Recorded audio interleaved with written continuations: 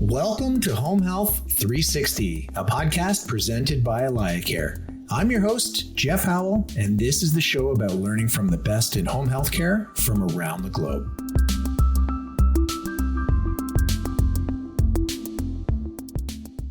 Hello, everyone. I'm Home Healthcare News Editor Andrew Donlin. Thank you to AlayaCare for sponsoring today's webinar. Before we get started, I wanted to introduce our panelists. The first is Tony Ott, who is the market leader of U.S. home health and hospice for AlayaCare. Tony has been in the home health industry since 2008. He was the CIO of a multi-state interim healthcare franchise from 2008 until 2017. He then transitioned to the software side of the industry. He was the CEO of Delta Health Technologies from 2017 until it was acquired by AlayaCare in 2021. We have Jeff Howell, who's the Director of Growth for AlayaCare.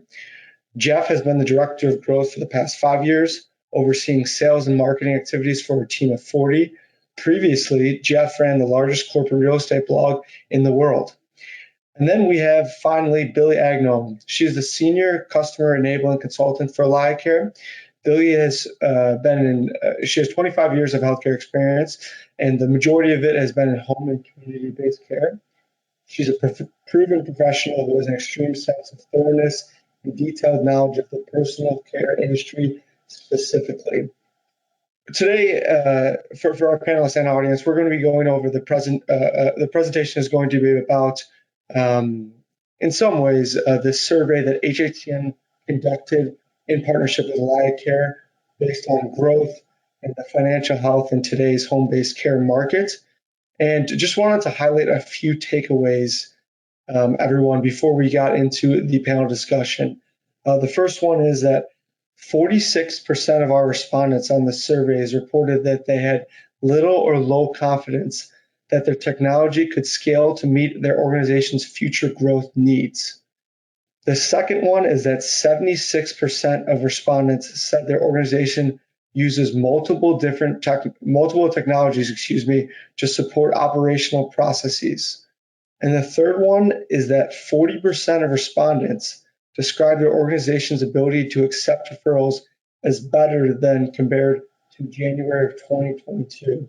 Those are just a few of the takeaways. There's a lot of other really interesting nuggets from the preliminary results from that survey, which will be coming out soon. And all you will be able to access that at some point. But I believe you are also able to get an early copy if you wish. Okay, now to the fun part. So I just put off a few of those takeaways from the survey, but there's obviously a lot more in there. First, I just want to ask all of the panelists, Jeff, starting with you, what really stood out to you in the survey result? Yeah, sure. Thanks, Andrew. So referral growth was the number one answer on what's going to have the biggest impact on growth. And it was by a mile. It was actually about as much as the other 6 answers combined. And in fact, it was triple the next most popular answer, which was actually just having a marketing strategy. And so it really drives home the point that this is really a referral-driven business. And when we look at what the answer was to what are the most important channels, 96% were either referral or word of mouth. And only 3% said online advertising or traditional marketing. So it almost makes you think that in home care, there shouldn't be a marketing department, but it really should be rebranded as a referral management department. And then the other thing that stood out to me was that 2/3 of respondents said that their business is growing, which presumably is a good thing because there's no doubt about the demand that's out there, but you can't fulfill demand if you don't have supply. So hopefully that's a sign that the supply of caregivers is bouncing back in order for agencies to be back in growth mode. Yeah, Jeff, I thought that note was really interesting as well. It seems like even though there's headwinds and there's issues to get around, everyone is in growth mode. I shouldn't say everyone, but most everyone. Okay, thank you, Jeff. Tony, what about you? I thought some of the points Jeff made were very interesting as well, thinking of these agencies in growth mode. And I was surprised that some were even talking about, I think it was, 32% said their hiring plans were slowing. So maybe this supply of caregivers, it seems that for the last year or so, when you're like, what's the top 3 issues? Well, it'd be hiring caregivers, and it feels that we're not there as much. Not that there's an unlimited supply or that it's not a problem. It's just not so much the only problem. So seeing agencies in growth mode is nice to see. Yep. Billy, what about you? Yeah, thank you, Andrew. I'm right in line with Jeff and Tony on this one. We know post-pandemic with COVID, things slowed down. The consumer, the client, they didn't want the caregiver in their home with the COVID pandemic, and the caregivers with school and home, they're now back out and they're in the workforce. One of the interesting things that I'm seeing as a trend is just really being proactive and a lot of resources placed into that recruiting strategy, and really a lot of it around the travel. And one of the survey questions that we had is where did the agencies place themselves with the travel reimbursement? And I found that very interesting. The majority were lined up in the same rating category. The other thing that I'm seeing is not only are agencies and providers reimbursing travel, they're also reimbursing mileage on top of that. So that doesn't shock me to see that we're seeing an increase of business. Obviously, there's a lot of growth from 2020 to 2021 in the home-based care space. Now that we're in 2022 and get into 2023, what are some of the trends that you're seeing in terms of growth? Billy, I think, mentioned some of them already, but where do you expect growth to go in the next year? Yeah, so where I see the growth to go is in the home and community base for sure. We are seeing increases in the Medicaid waiver population passed on to the providers. On the self-pay side of the business, we're seeing a more creative approach with an a la carte boutique type of business where they're being really resourceful and specializing in areas that the most vulnerable need the care in. And because of that, we're seeing those increases being passed on to the recruiting of that home care associate. The other thing that I'm seeing is more of a partnership with the family and the client on recruiting that caregiver, that trusted advisor. And when we see that the client and the family are really being participants in that, they've already got that connection, that trusted connection, and the agencies are sponsoring with the certifications and the programs that is required to provide these services. And, when we see that the client's happy and the home care associate's happy, the business just grows. That provider starts becoming the premier provider in their community. I really look to see more of the home and community-based sector just to continue to increase and just blossom. I think that makes a lot of sense. Tony, can you hear me all right? Yes, I can. Thanks. Okay, great. So what do you have to add in terms of just growth trends moving into 2023? Yeah, one of the main trends it seems that we're continuing to see, and maybe we'll see a slowdown with some of these economic changes, but the consolidation in the market, right? That mergers and acquisitions just are part of the industry, and the consolidation, and then recently even seeing payer sources entering the market, United Healthcare, Humana, things like this. So we've seen for years, mergers happen and consolidation, but it seems that trend is continuing, and probably we're gonna see more of it in the coming years. Yeah, and certainly, like you said, you mentioned payers. There's also retailers, right? There's CVS, Walgreens. Everyone wants to get into the home-based care mix, and I think that also leaves room, though, Tony, for some of the strategic buyers, just because they understand the business and they have an edge in that way, that they do understand a lot of the headwinds and how to manage those. So I think the M&A space will be interesting, especially as more and more players get involved in the space. Jeff, anything to add? Well, these two are stealing my thunder, but I will echo that the first franchise in home care only started in 1982. So the industry, we don't have a Coke and a Pepsi. We've got the biggest player probably has less than 5% market share, even though they're a multi-billion-dollar player. What I noticed is that with COVID, every family that could pull a family member out of a building did so. And with that, what we're seeing is an expansion in the service lines that agencies want to offer, because all of a sudden the world woke up to this thing called home care, and we're starting to see and realize that care provided in the home is far less expensive than waiting until someone has to go to a facility. And then what plays into that is the ability to do creative funding packages. So I think we're going to see the rise of the family caregiver, and you see these CDPAP programs in New York, and these the ability for family caregivers to get compensated for the work that they do. And then lastly, I would add that in 2018, most agencies didn't even know what a BI tool was.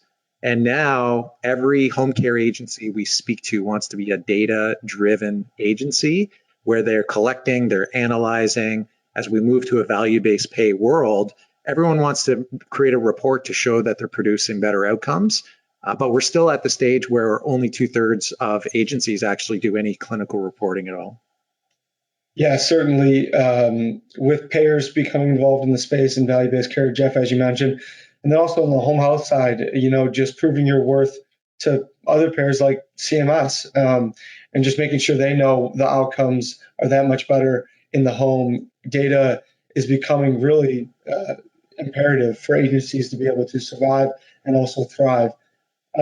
Okay, so obviously there's so much demand that, as we touched on before, everyone's in growth mode. Everyone sees more opportunities out there.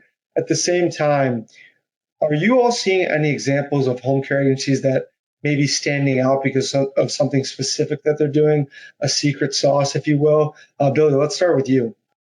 Yeah, so thank you. What we do know is that the care associate is that trusted advisor.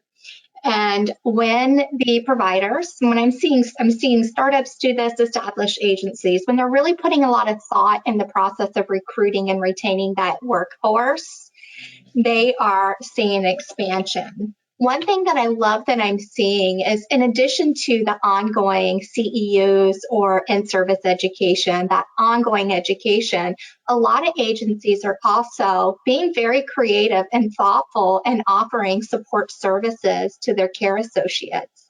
And in turn, what's happening is their retention, they're retaining their caregivers. And when you have that trusted advisor that's happy, the caregiver, they start sharing their story. When the client and the family's happy, they start sharing their story. And then when the care management team hears that the clients are happy, they start sharing that story.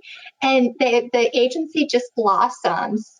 So just really putting an effort on high satisfaction in the agencies that are doing that, they're seeing immediate rewards. Okay, great. And Tony, what about you? Yeah, actually, mine was right along the lines of Billy. Is it so? A lot of agencies, the ones that are thriving, are figuring out how to do better with the employees. It's how do I retain employees? It's one thing to get them in the door or to get them to apply. How do we get them to work? Get them work that's closer to their home. Get them where they're not just traveling all the time. And coming up with systematic ways of having touch points with their employees, because right, we think of traditional office area where you can manage by walking around. You can stop in this cubicle and this cubicle. That doesn't work in home care, right? So they have to find systematic ways to make sure once someone's been here a week, we have a touch point, or after their first day, we call them, how did it go? Because these are valuable associates that turnover, not is it only costly to find the next associate, maybe you weren't able to cover the patient. Maybe that patient, they probably love that caregiver that's leaving. So we see that the losing of good employees is so painful to the agency. The agencies that stand out are the ones that have reduced that turnover rate. And they're watching it and they're figuring out, how can we measure this? Because it's not always another dollar in the paycheck. Obviously, everyone appreciates that, but there's other ways to make sure those employees stick around.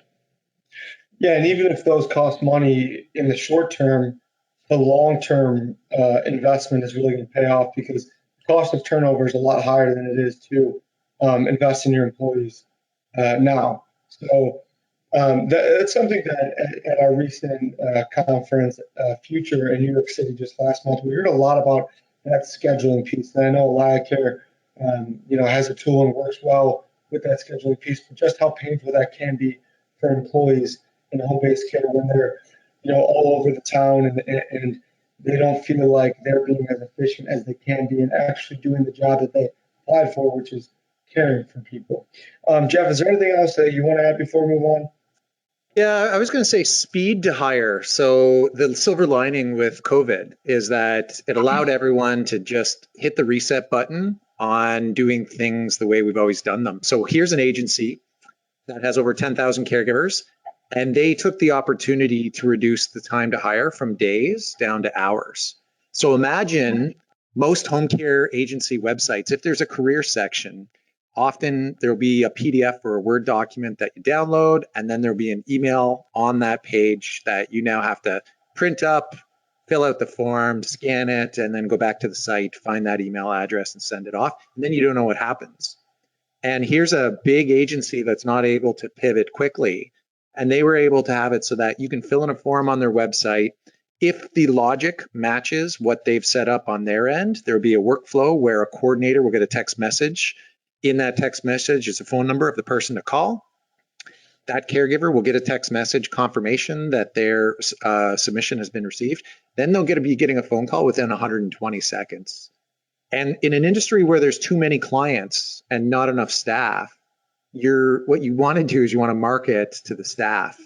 And their ability to condense that cycle time immediately says what it's going to be like to work with this company.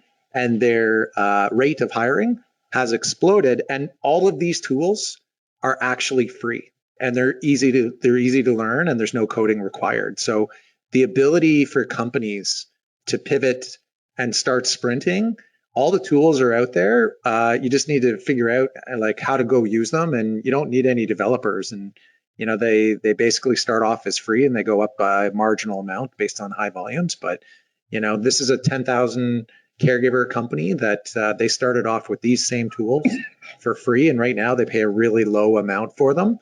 And everything is just automated and just works really well for their staff as well as for the prospective candidates as well. And Jeff, you mentioned that was a large agency, so you can only imagine some of the workflow efficiencies that can be ironed out even in the smaller agencies. I imagine those are going on there too. So why do you think that some of those small things are still not addressed within home-based care agencies, things that can be easily addressed but aren't, and could be hindering agencies? I mean, I would say that the smaller the agency, the more challenged they are with wearing all the hats of the business, right? And especially if you're living in the Medicaid space, you're running a really challenging business where it's low margins. Your denial rates on your claims are maybe 20 or 30%. It's hard for operators to just get their business up and running. And so they just feel like they're just trying to keep their head above water. So for them to take a step outside of working in their business to work on their business, it's just a real struggle. And agencies that get to a higher level, they can bring in the right people that can focus on solving the right problems with perspective that they have from doing this before. Okay, great. So moving on, part of home-based care growing in popularity is that companies, health systems outside of home-based care, or more traditionally outside of home-based care, are looking to partner with home-based care agencies. Likewise, home-based care agencies are looking to partner, for growth opportunities.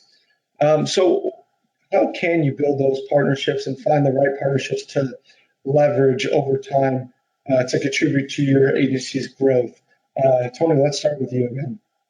Yeah, obviously, these partnerships are essential in order to grow your agency.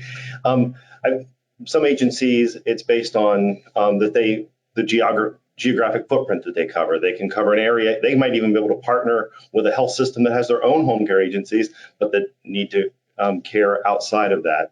Also, just partnering because most agencies can't cover all lines of service. They need partners. They may be able to do the personal care, but they're not going to do skilled pediatrics or all of these types of things. So usually many of these even competing agencies have areas where they can sometimes help one another. And between those partnerships, they can see opportunities for growth, because we're seeing even more specialization, it feels, in the market, that agencies aren't doing a little bit of everything. They're having to figure out what they do and do that efficiently.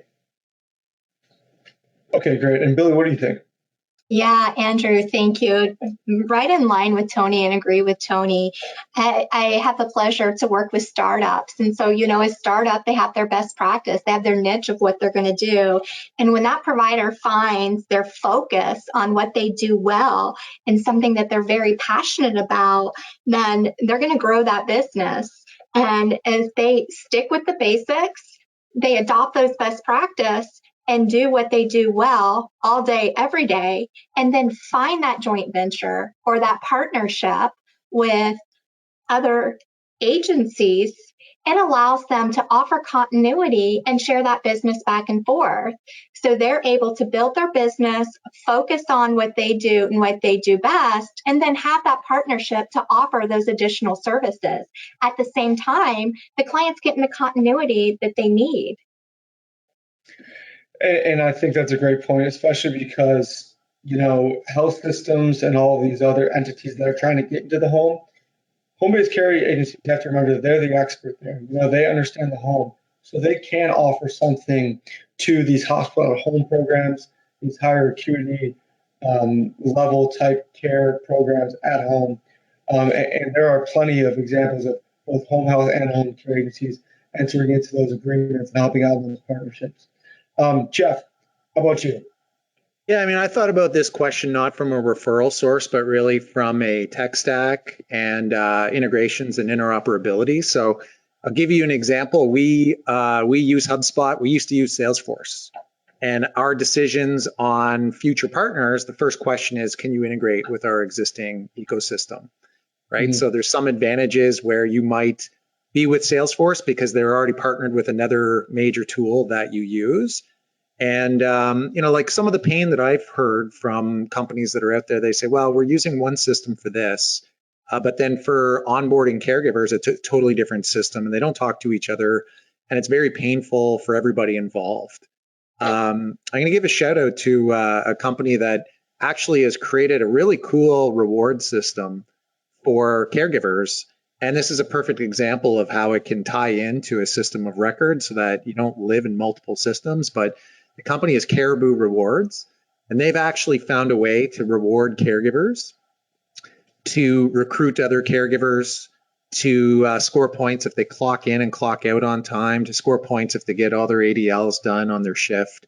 And it's these micro rewards that encourage the right behaviors that not only will help attract and retain caregivers to work and do the right things and refer other caregivers, but it's an example of how you can grow your business because you chose a partner that maybe went with another partner and it lives with this entire ecosystem rather than just saying, on the initial slide, it talked about how many agencies feel like they have so many different systems. But it doesn't matter how many systems you have. You should have a lot of systems because there's no one company that does everything.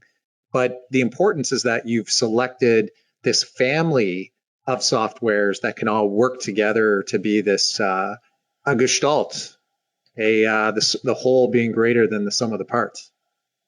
Yeah, and Jeff, I'm glad that you brought that up because I think the first step for the home-based care, the greater universe, was getting tech in the first place, right?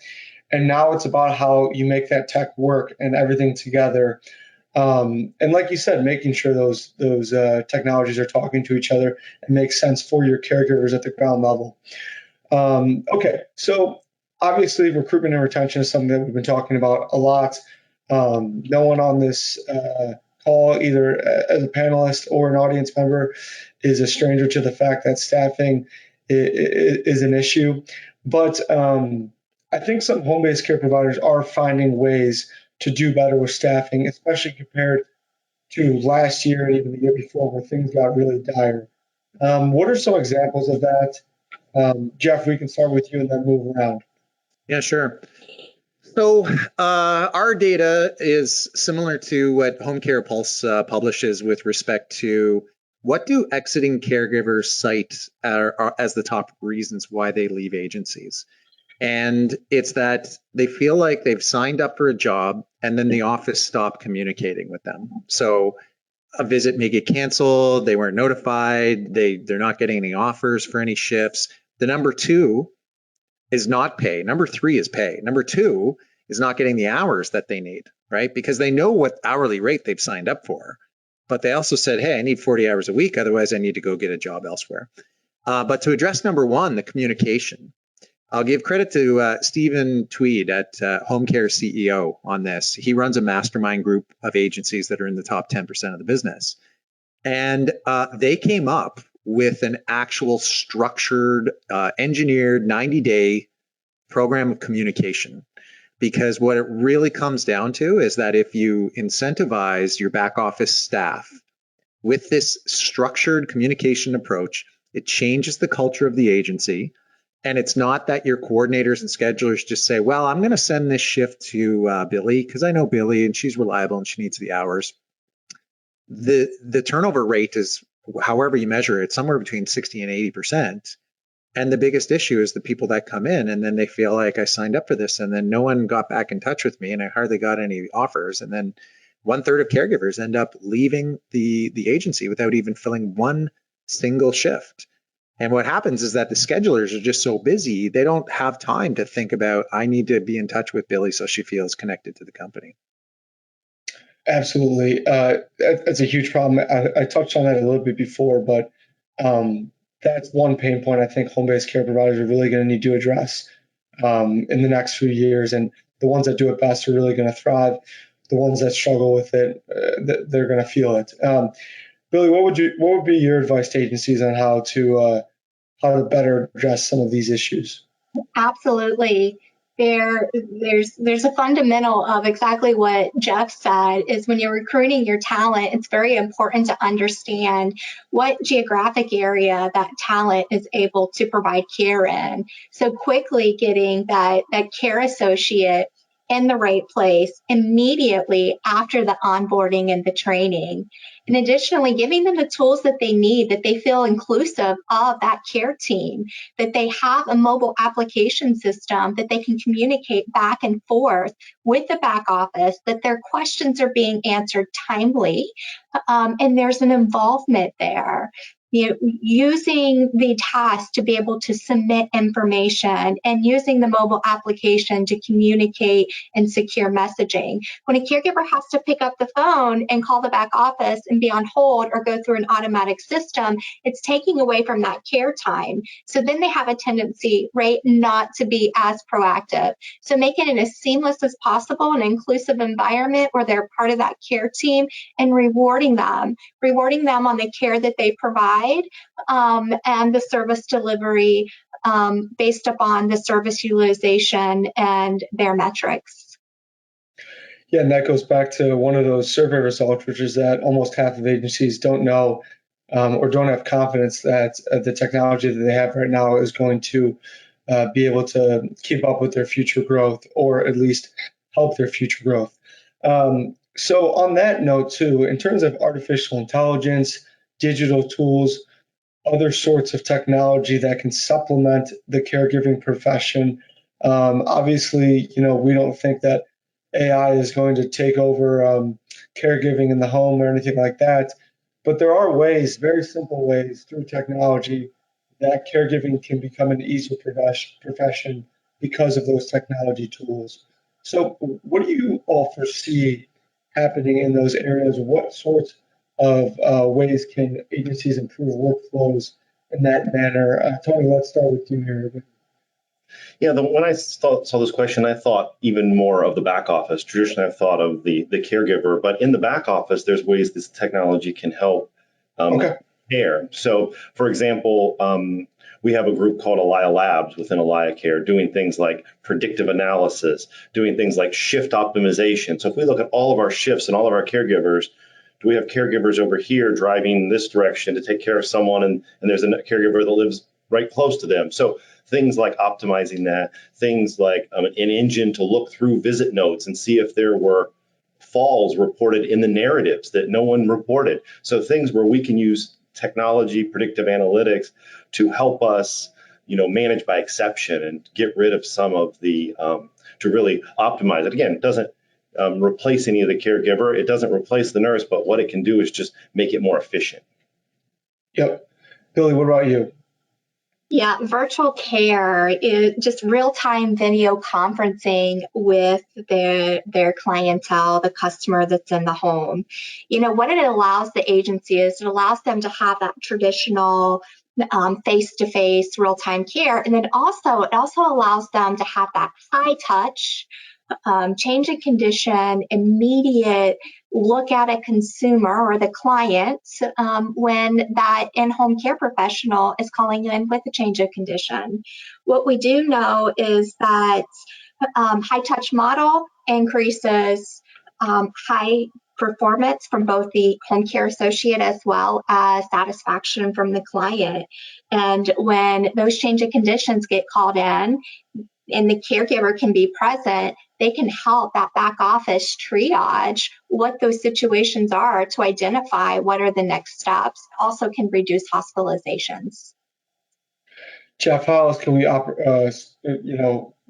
make those workflows more efficient? Well, first of all, I think the real exciting thing is the automation of other industries that will allow us to get more caregivers, right? So it's going to be a lot easier to have self-driving Uber cars than robots that can give baths. So I'm excited about how our industry can benefit from this. And then my thoughts are really, it's not, in my view, the coordinating of care is secondary to remote patient monitoring, right? So what's the company that has the most health data in the world? It's Fitbit, right? They've got billions of hours of sleep data. How are we going to create the greatest savings possible? Well, we're going to keep people out of hospitals and we're going to do it proactively. So it's all about the tracking of the data that leads into predictive models so that that data can flow to home care and home health agencies, and we're not reacting. We're proactively saying, hey, here's the data on someone that has this particular ICD-10 code, and they're exhibiting the symptoms that we would see if X is happening. So if we can prevent a negative health event, then we're going to save tens of thousands of dollars from the next hospitalization. And whatever the number is, it's something like 95% of the costs of healthcare are from 5% of people. And that's where we need to save the money. And that's how we're going to create better outcomes, is that we're not reacting, we're proacting. So Jeff, I want to follow up on one of those points, which I thought was really interesting. So because so much automation is going to be going on outside of home-based care and caregiving, you think that will bring in more workers because some of those jobs will no longer be available, but of course the human touch and the caregiving is still going to be needed? I mean, you're also, the person who's the persona of a truck driver isn't necessarily someone that has a calling for home care. But you're going to have, just like you have shifting demographics, you're going to have, just a shifting workforce. And so if the dollars are there, and if we support it, and there's more money on the table for caregivers, so we can get more people into the industry, it just makes sense to me that while people are afraid of the robots taking over, we would be live in a better world if we had fewer Amazon warehouse folks, and all of that is automated, and we had more people in the caregiving profession. Yeah, and who knows how long the retail industry will, still require that big of a workforce, which is often one of the areas that takes away from home-based care as of today. Okay, so moving on to the next question, how can data and business intelligence help drive growth for home care agencies? I think this is a very important question because, Jeff, you said earlier, this is a place where a lot of home-based care agencies may have lagged a little bit over the last decade. So how can they leverage that? So I would say even big health systems aren't really either happy or that advanced on their health informatics. And if you look at your average home care agency, might have a sense of 75 caregivers and 75 clients or something like that. You're not going to be collecting so much data that you're predicting negative health events. but you have to start collecting data to begin with. So you have to be off of paper. You have to have some kind of app with a digital form in the hands of caregivers. And then those caregivers need to be trained to be collecting the right data in the field. So as an example, if we as an industry say only 12% of knee replacement cases end up in a hospitalization due to an infection, well, that's what the aggregate data can tell us. But we need to be creating the right way to measure that at the point of care. And if you're still on paper, you have no way to track that. If you have a mobile app that caregivers aren't using, you have no way to track that. If you're not creating the forms to collect that data, you can't report on it. And, the technology is there as your friend, but, it's a people process that you have to wrap around it. And then even if you're reporting all this, what's your sales team doing with that data, right? Are they meeting with referral sources so that you can steal an unfair share of the market with this information? Or are they still living in a world where their next referral source is whoever they took out to lunch last, right? And so, you have to have every step in that chain to be able to not only produce the best outcomes, but run the best business. Billy, I feel like you probably have a really good perspective on this. What are your thoughts? Absolutely. I mean, you can't improve on something that you're not tracking. If you're not tracking all of your segments, then you're not going to grow your business and improve on it. An example would be, what are the services that you're providing against what you're authorized? What type of missed services and patterns are you seeing, and why are those services being missed? How many days is it taking you to hire from an applicant, and from that applicant to get to orientation, and orientation to their first visit? And how many hours is the typical new hire working? What data are we seeing in our clinical outcomes, right? Better outcomes brings a better business. And when you're tracking those trends and you're seeing what you're doing really well at, you can do more of it. And the things that you need to improve upon, you can offer more education so that you can improve in those scores to do a lot more of that. Okay, great. Tony, anything to add? Along the same lines of what Billy was mentioning, we also have areas on not the care, but on the business. As we see, more pressure on reimbursement and managed Medicare being such a big deal, managed Medicaid, pressure on the other side to provide greater benefits and greater pay. Well, are you measuring? Do you know what your gross margins are? Do you understand which lines of business are profitable? Because we want to provide care, but we also have to survive as a business. So we also need to be measuring, doing that kind of BI on how is this going to work? What kind of rates can we accept and can't we accept? So that kind of measurement also is obviously, most are doing this. We may need to even do it to a greater degree as we get continued challenges in the industry. Okay, great. I just want to answer a few questions from the audience before we move on. And again, to the audience, keep submitting questions and we'll try to get to as many as we can at the end of the webinar. But first, just a few quick ones. Jeff, what was the name of the rewards program you mentioned again? Caribou Care. I think it's caribou.care instead of .com.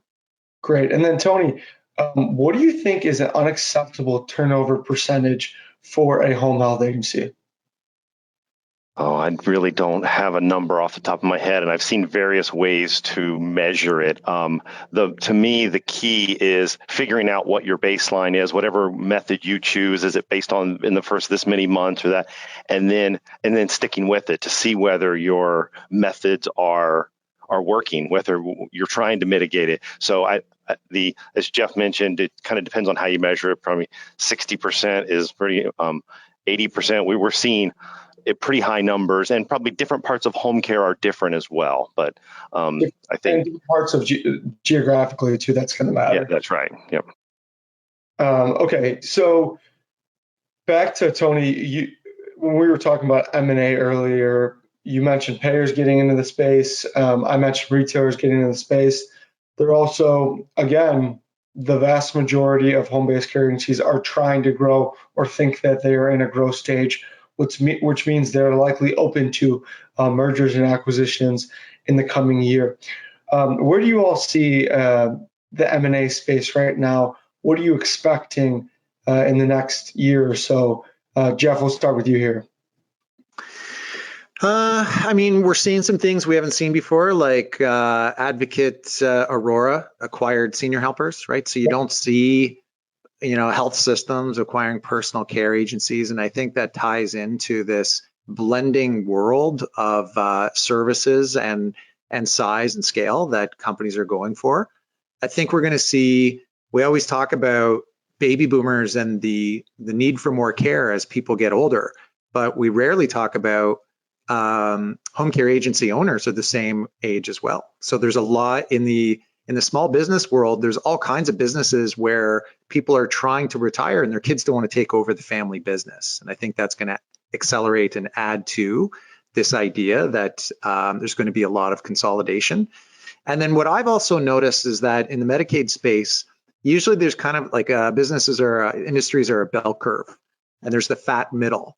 And I feel like it's kind of the skinny middle, because if you're a Medicaid agency and I'm getting care for mom, I want to have that local warm feeling like, this is the care for my mom.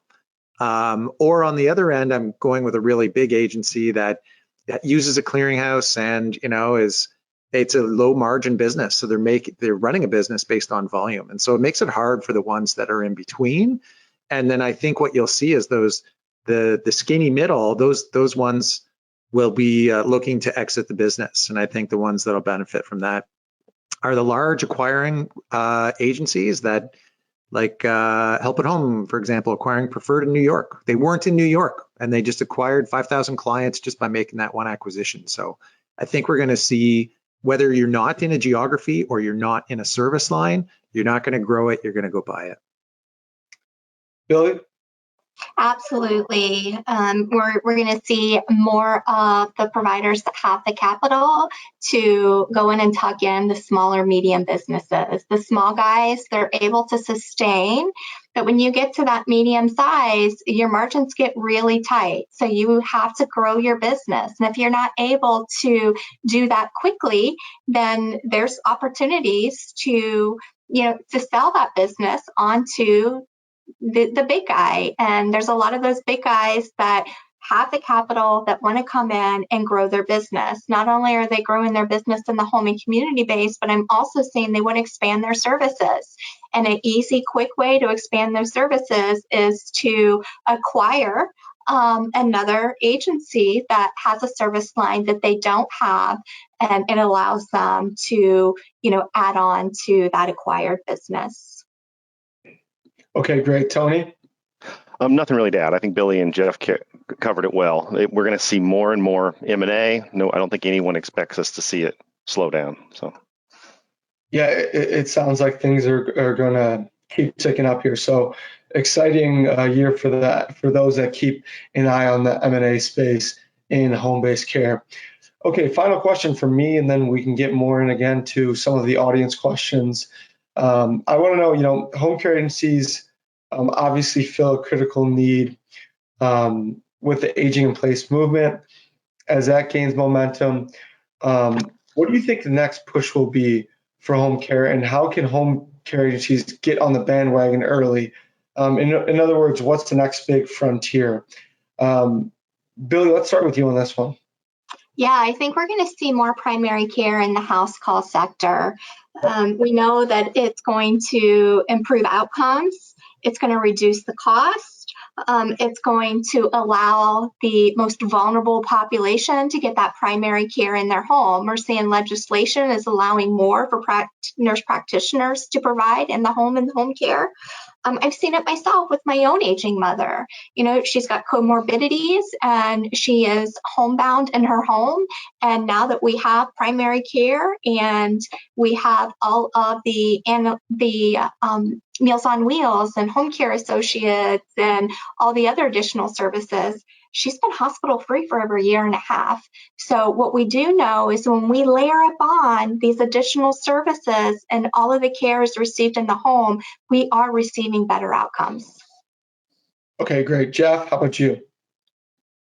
So I think there's going to be funding by necessity. And, we just did some research on ARPA funding for Pennsylvania. And it opened on July 1st. It closes at the end of the year. There's $38 million available.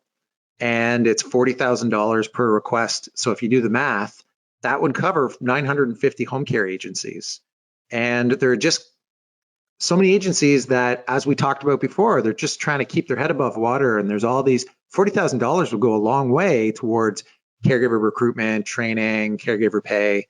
And my view is that, these dollars are going to be around regardless of where you're tuning into today. This is a challenge in just about every single country out there. And so I would encourage everyone to make sure that they're on top of all the advantages that they can get that are out there.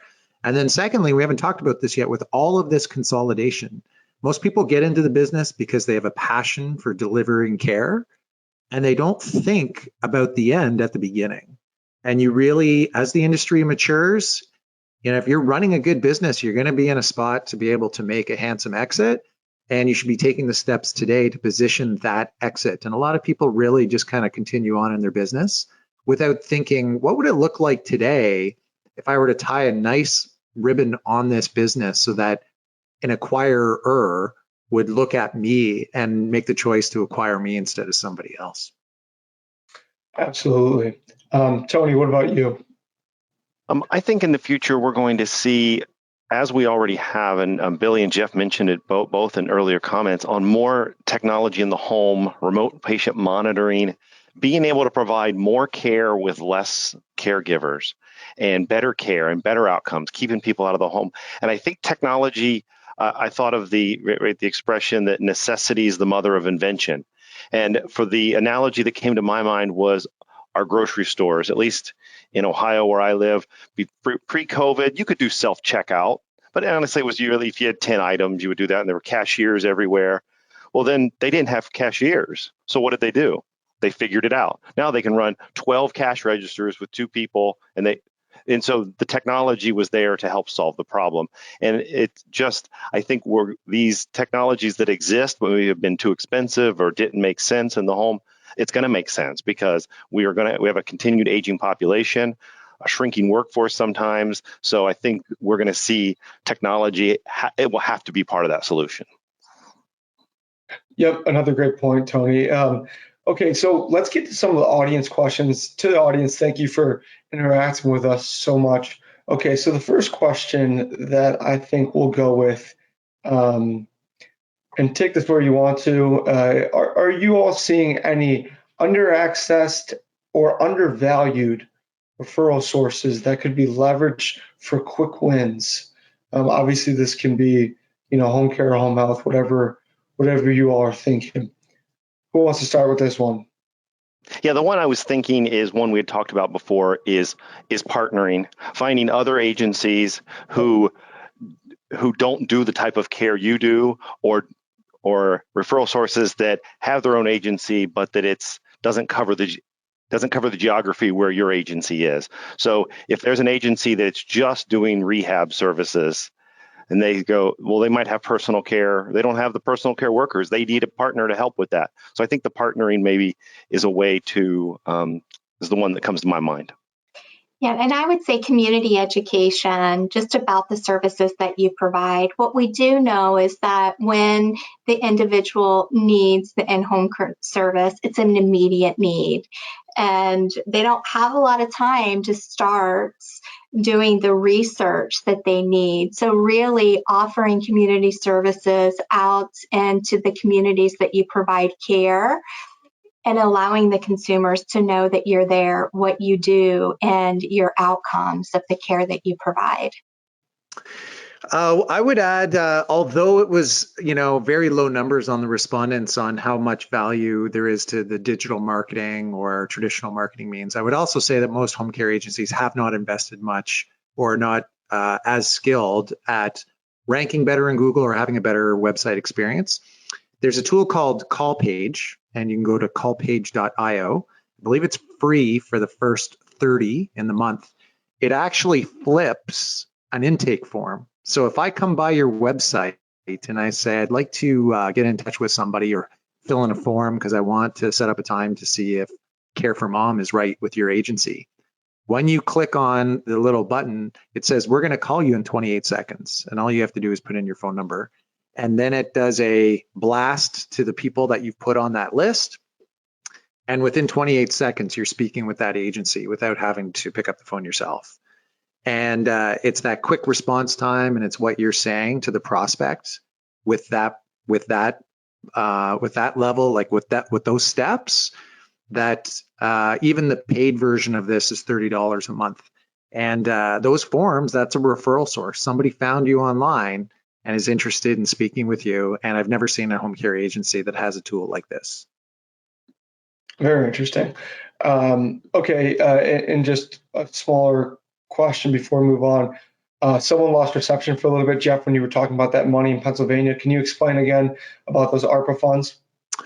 Yeah, you can just Google ARPA funding, Pennsylvania. If someone wants to just email directly, I can send them. There's an application form that you actually have to then print up, and then there's an email to send it to. So my email is jeff.howell@AlayaCare.com. So you should see my name on the screen there, and I'd be happy to get back to you and attach the form.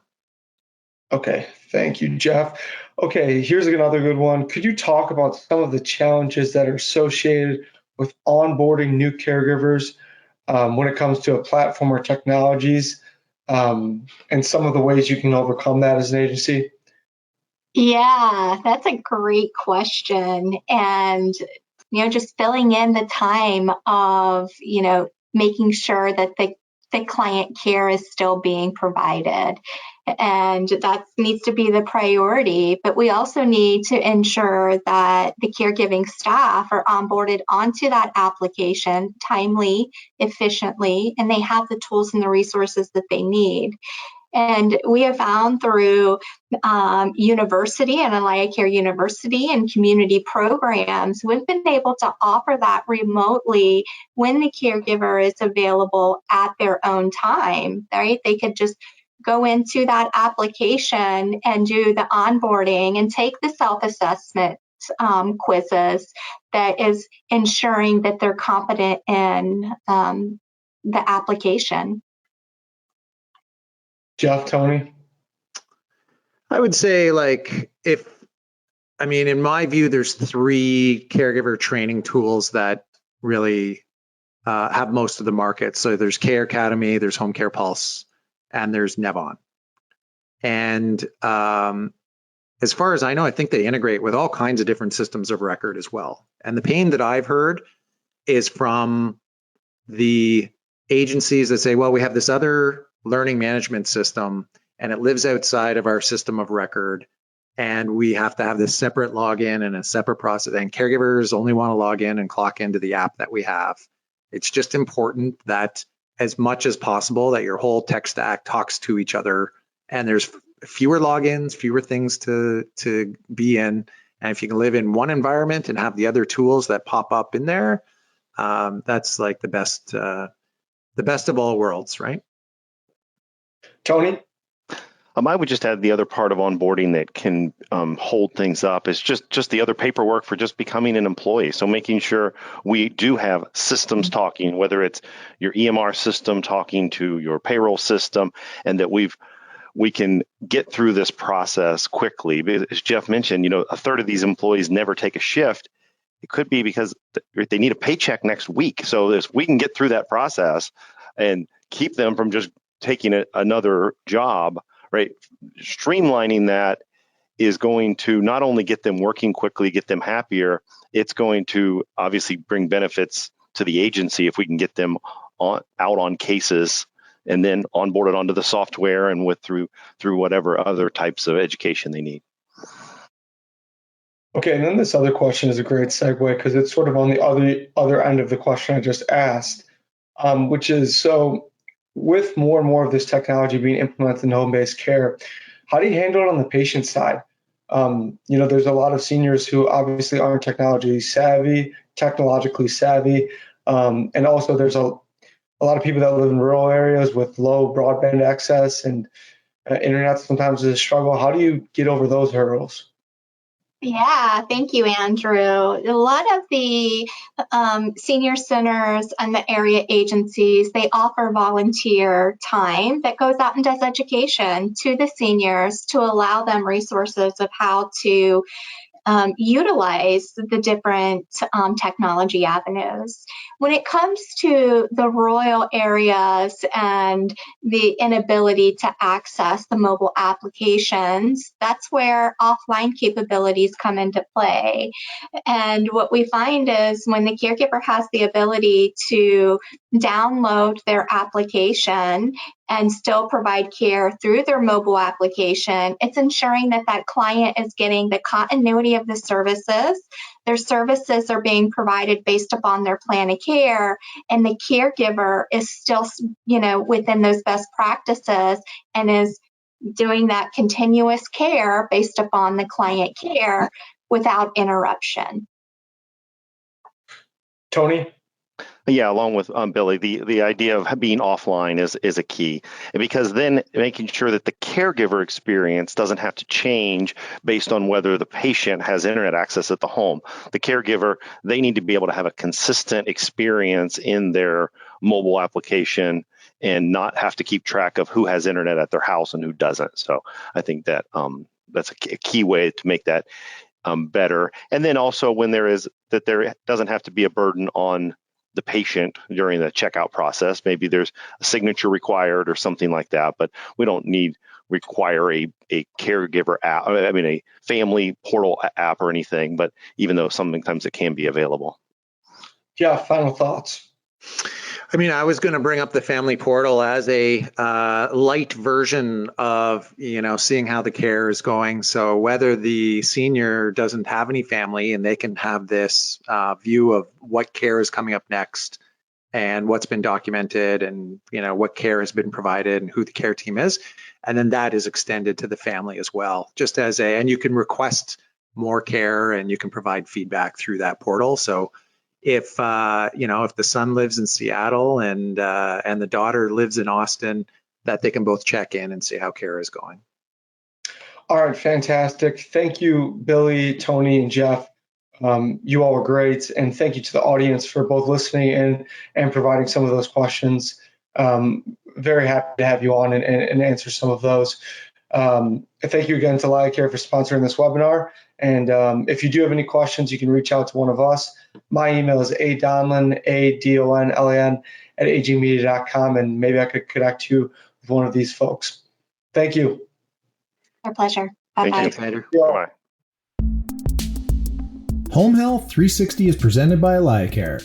First off, I want to thank our amazing guests and listeners. To get more episodes, you can go to AlayaCare.com/Home Health 360. That's spelled Home Health 360, or search Home Health 360 on any of your favorite podcasting platforms. The easiest way to stay up to date on our new shows is to subscribe on Apple Podcasts, Spotify, or wherever you get your podcasts. We also have a newsletter you can sign up for on AlayaCare.com/Home Health 360 to get alerts for new shows and more valuable content from AlayaCare right into your inbox. Thanks for listening, and we'll see you next time.